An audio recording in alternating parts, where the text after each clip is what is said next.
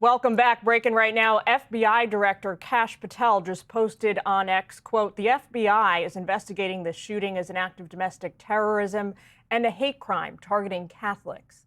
There were 2 fatalities, an 8-year-old and a 10-year-old. In addition to those lives lost, 14 children and 3 adults have been injured. A bunch of them remain in critical condition. The shooter has been identified as Robin Westman. Born Robert Westman. The FBI is going to continue to provide updates on our ongoing investigation with the public as we are able. Let's go ahead and bring in retired NYPD Inspector Paul Mauro, an attorney, also a Fox News contributor. Paul, why do you think they are now pursuing this as an act of terrorism? Look, they may have some indicia that there was this animus toward a particular religious group, which would make it a hate crime and potentially an act of terrorism if you have a mass shooting carried out for an ideological purpose. That is to say, if you get violence plus an ideological purpose, you get into the terrorism area. But let's be clear, at the federal level, you almost always need some connection to a foreign power. So the hate crime angle relative to this at the federal level is far more likely than it would be a terrorism case. But look, it's good that they're checking the box. It's good that they're looking at it that way. And they may have found something. You know, they may have had an interview with somebody who told them this, or they already got into the computer. There may be something there. Could a terrorism designation kind of give the investigators more resources, or some kind of a benefit in pursuing, whatever information can be gleaned about this? Now that the guy's dead. In a practical sense, in a case like this, it's unlikely that it's going to matter. In a terrorism case, the reason you want that designation as a terrorist entity is because what you get then is that anything that's done in furtherance of that terrorist group, let's just say it's Al-Qaeda for the sake of argument, right, in their different incidents. Then anything you do that's in furtherance of that, think of it as conspiracy. Anything that you're doing in furtherance of the group is chargeable. And so that's why you like that bigger designation, because it takes you into a sort of a group. And anything you're doing on behalf of the group, like a RICO charge, anything you're doing on behalf of this group ends up being chargeable. But again, at the federal level, and this is why I've been somebody, and people disagree with me on this, and reasonable minds can disagree. I get it, but I have often advocated that we should be looking hard at a domestic terrorism charge, which can be modeled on the state terrorism charges that do exist around the country. And that is simply violence for an ideological purpose. And you don't need necessarily a protected class like a religion or a particular ethnicity, but violence for an ideological purpose, that would get you to a terrorism charge. We don't have that, and so likely, I think, if the feds do charge here, it'll be more in the hate crime area, unless some fact that we don't know about now comes to light. Well, and does any of this, I mean, not to be crude, but this guy is a murderer. He is now dead. Does it matter? No, he's dead, so it doesn't really matter in terms of the investigation. I mean, just to be blunt about it, like I said, unless he does end up getting linked to a group. And let's take the terrorism charge out. Let's say he ends up being linked to a domestic group, let's say a hate group. Well, then it does matter, because what it allows you to do then is to start to scrape into that group. You can make it a conspiracy. You can configure it as a group of people who look to do something like this. And what I've been name checking all day is the thing that we had out in California where that guy bombed the fertility clinic. I don't remember his name, and I don't want to say it anyway. But while that didn't end up being a group, we all went away thinking, okay, one and done. That case is over. The guy blew himself up and nothing else to worry about. And lo and behold, a couple of weeks later, they charge a second piece. They're going to go all the way on this because of how horrific it is. You can rest assured, federal, state, local, doesn't matter. They're going all the way. I want to go ahead now and bring in correspondent Bill Malugin. He's been digging into the details all day. He has also covered many school shootings. It's an unenviable beat to be on. But Bill, Trey Gowdy pointed out on our air earlier today that it seems over and over and over again, these mass shooters are young American men, usually in their 20s. Yeah, that certainly seems to be the case. We don't really know why, but that's the profile that's being fit in this one as well. Just looking at some of the information we're getting about the shooter here, identified as Robin Westman.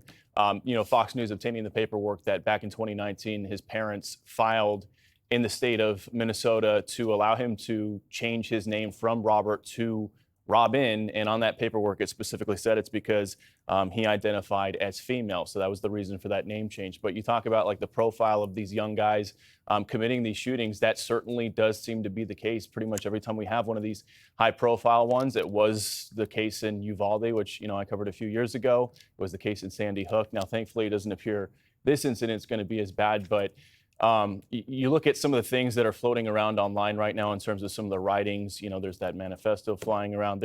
We're obviously talking about a very sick individual here. It's going to take a while to figure out what, if any, motive there was here. You guys have been talking about the FBI, how they're announcing they're going to potentially investigate this as domestic terrorism, and rightfully so.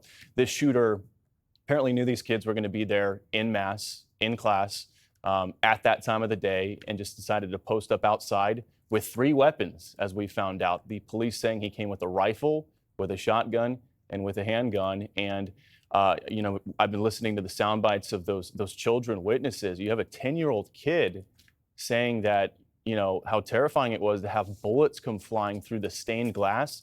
You had the one little boy say his friend Victor laid on top of him to protect him, took a round. I mean, think about it. A little boy potentially taking a high velocity round from a rifle being shot at from a nut job in a parking lot.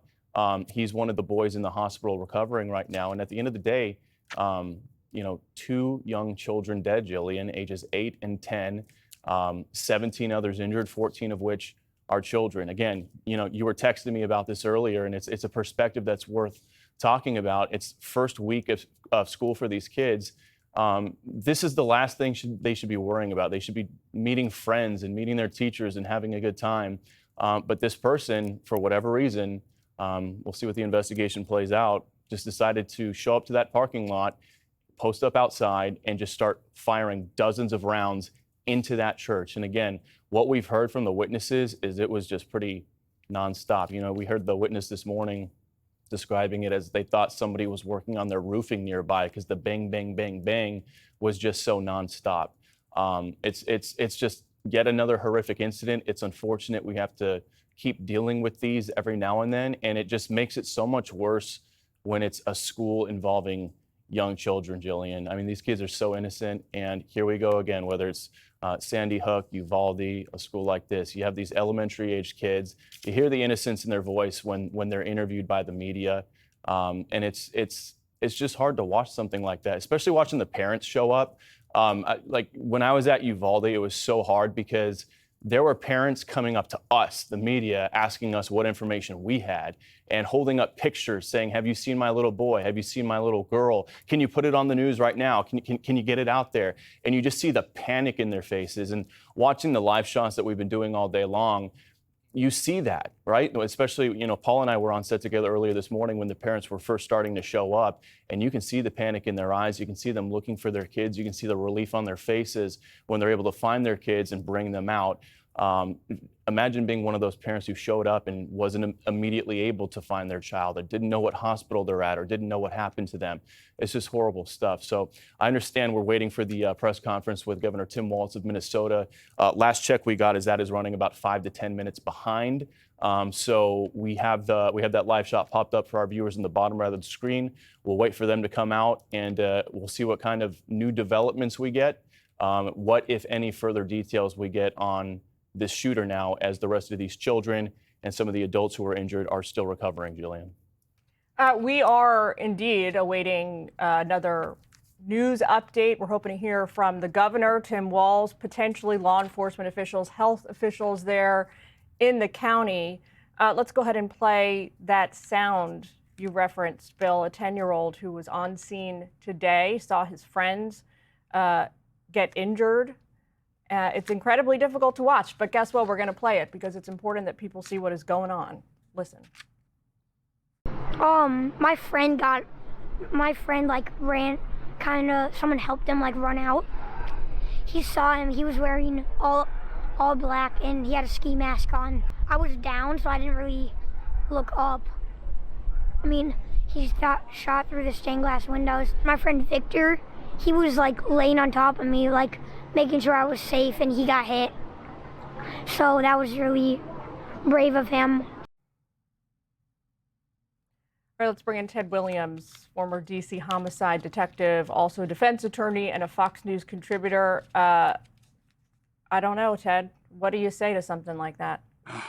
You know, Jillian, is just so chilling to hear that young child. That young child, as many of the children that was on this scene, are going to be traumatized by this incident the rest of their life. But let's just look at what happened here.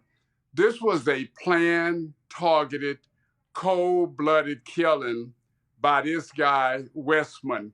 Without a doubt, when you think about it, when he took two 2x4s, blocked the doors, so individuals who were in that mass praying could not get out, that says a great deal about what he had up his sleeves.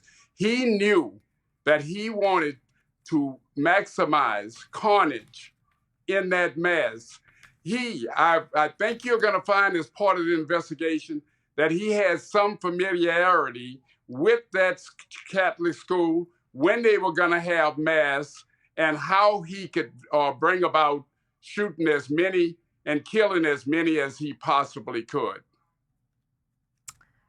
Paul, I said it earlier in the show. I mean, this bears some striking resemblance to the Nazi pogroms that they carried out in occupied, parts of France and other countries in Western Europe during World War II. Outside of that, I have not personally been exposed to anything like this. What do you make of the idea that, this was an indiscriminate shooting? Do you think that what we know at this moment, which is that he fired from outside the church, substantiate that? Want to flag for our viewers, we see Governor Walz coming out to the sticks. Hopefully he's going to give us an update. But Paul, talk to us until he gets there. Well, look, one of the things that we can definitely go to, as Ted says, is that this was quite targeted. There's some reporting out from the New York Post and other outlets that perhaps he had a relative who worked at the school at some point. These facts are all going to emerge, but let's just say that it almost certainly was not an accident that he went there. And what came to my mind, we said it earlier when Bill Malutian and I were on the air together, was the Nashville event. And we had far fewer facts at that point, but this bears a lot of resemblance to that. And we very well may find, as part of the manifesto or whatever comes out relative to this thing, that he is inspired or was inspired by that. He's a copycat. And we have to be mindful of that going forward, because let's just make sure we're all cognizant that copycats exist. Hey, Sean Hannity here. Hey, click here to subscribe to Fox News YouTube page and catch our hottest interviews and most compelling analysis. You will not get it anywhere else.